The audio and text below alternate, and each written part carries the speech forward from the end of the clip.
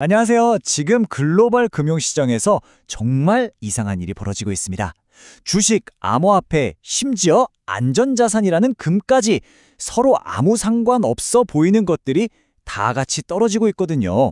오늘 이 기묘한 하락의 배후에 있는 단 하나의 범인을 함께 추적해 보겠습니다. 자, 우선 우리나라 시장부터 한번 보시죠. 11월 4일 코스피가 무려 2.37%나 급락했습니다. 와, 하루 만에 이 정도 수치는 시장 분위기가 정말 얼어붙었다는 뜻이거든요. 결코 가볍게 볼 숫자가 아닙니다. 그런데 이게 우리나라만의 얘기가 아니었습니다. 태평양 건너 미국도 상황은 마찬가지였어요. 기술주 중심의 나스닥 지수 역시 2% 넘게 주저앉으면서 전 세계 투자자들을 불안하게 만들었죠. 심지어 기존 금융시장의 대안으로 여겨졌던 암호화폐 시장마저 속수무책이었습니다. 보세요. 비트코인이 중요한 심리적 마지노선이었던 10만 달러 선을 내주고 말았어요. 투자자들 입장에서는 정말 불안감이 극에 달했을 겁니다. 아니, 도대체 무슨 일이 벌어지고 있는 걸까요? 한국 주식, 미국 기술주, 암호화폐까지 이 모든 걸 동시에 끌어내리는 보이지 않는 손, 그 공통된 원인은 과연 무엇일까요? 지금부터 그 범인을 본격적으로 찾아보겠습니다. 자, 다른 모든 것들이 힘을 잃고 있을 때 아주 유일하게 홀로 몸값을 높이며 강해지고 있는 녀석이 있습니다. 바로 이번 사건의 가장 유력한 용의자입니다. 화면을 보시면 마치 시소놀이처럼 한쪽이 내려가면 다른 한쪽이 올라가죠. 지금 딱 그 모양새입니다. 주요 자산 가격이 곤두박질 치는 동안 미국 달러의 가치는 반대로 무섭게 치솟고 있어요. 아주 명확한 역관계가 보입니다. 그리고 이 숫자가 그 증거입니다. 달러 인덱스가 100을 돌파했어요. 이게 그냥 숫자가 아니라 시장에서는 굉장히 중요한 심리적, 기술적 저항선으로 보거든요. 근데 이걸 뚫었다? 이건 지금 달러의 힘이 정말 막강하다는 걸 보여주는 아주 명백한 신호인 겁니다. 자, 그럼 용의자는 특정됐고 이제부터는 증거를 찾아봐야겠죠. 도대체 왜 지금 이 시점에 달러가 이렇게까지 강한 걸까요? 저희가 찾아낸 결정적인 단서는 크게 5가지입니다.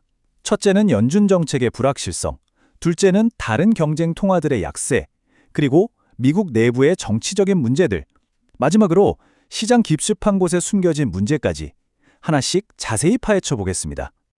이 그래프가 정말 재밌는데요. 시장의 복잡한 심리를 아주 잘 보여줍니다. 사람들은 12월에 연준이 금리를 내릴 거라고 기대는 하면서도 막상 그 다음 달인 1월에는 추가 인하 가능성을 매우 낮게 보고 있죠. 즉, 이번 한 번으로 끝 아니야? 하는 불안감이 있는 거예요. 바로 이 불안감이 역설적으로 일단 안전한 달러부터 쥐고 보자는 심리를 자극하고 있는 겁니다. 참 아이러니하죠. 달러가 더 강해 보이는 또 다른 이유는요. 주변 경쟁자들이 알아서 약해져 주기 때문입니다.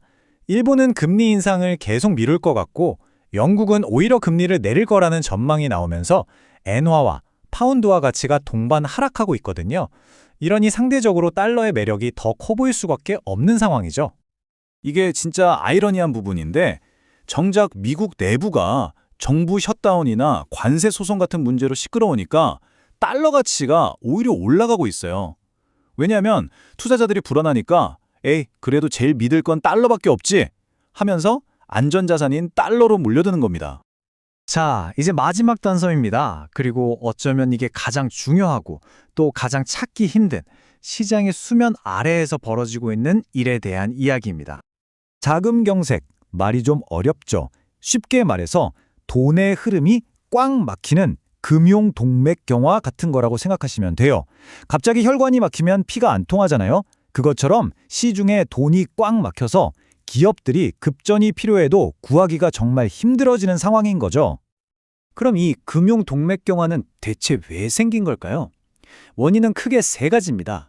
첫째, 거대 IT 기업들이 시장의 돈을 진공청소기처럼 싹 빨아들이고 있고요. 둘째, 돈을 빌려주던 다른 창구들은 닫히고 있고, 마지막으로 정부까지 셧다운되면서 돈줄이 막혀버린 겁니다. 그리고 이 데이터들이 바로 그 명백한 증거입니다. 오라클 같은 엄청나게 안전한 회사의 부도위험 보험료, 즉 CDS 프리미엄이 이렇게 치솟고 있어요. 최고 등급 회사채와 단기 국채금리도 마찬가지고요. 이게 다 무슨 뜻이겠어요? 바로 지금 돈 빌리기 너무 어려워요. 라고 시장이 소리치고 있는 신호들인 셈입니다. 그래서 전문가들의 결론은 이겁니다. 이 모든 문제의 시작과 끝, 바로 이 보이지 않는 돈맥경화 현상을 풀어야만 지금의 달러 강세도 시장의 하락세도 멈출 수 있다는 거죠. 이게 바로 이 미스터리를 풀 핵심 열쇠입니다. 자, 이렇게 범인도 찾았고 범행 동기까지 알아봤습니다. 그럼 이제 앞으로 어떻게 될까요? 우리 투자자들은 앞으로 무엇을 유심히 지켜봐야 할까요? 앞으로 시장의 방향을 가늠해 볼 수 있는 세 가지 체크리스트입니다. 첫째, 과연 미국 정부 셧다운이 끝나서 돈의 흐름이 원활해질 것인가? 둘째, 테크 기업들의 자금 조달 압력이 좀 줄어들 것인가? 그리고 마지막으로 가장 중요한 연준은 과연 어떤 결정을 내릴 것인가? 이 세 가지에 앞으로 시장의 운명이 달려 있습니다. 글로벌 경제는 정말 정교한 톱니바퀴처럼 맞물려 돌아갑니다. 하나의 톱니바퀴가 삐걱거리면 연쇄적으로 다른 톱니바퀴들도 문제를 일으키죠. 이번 충격의 연쇄 반응 속에서 과연 다음엔 어떤 고리가 가장 먼저 끊어지게 될지 우리는 계속해서 지켜봐야 할 것입니다.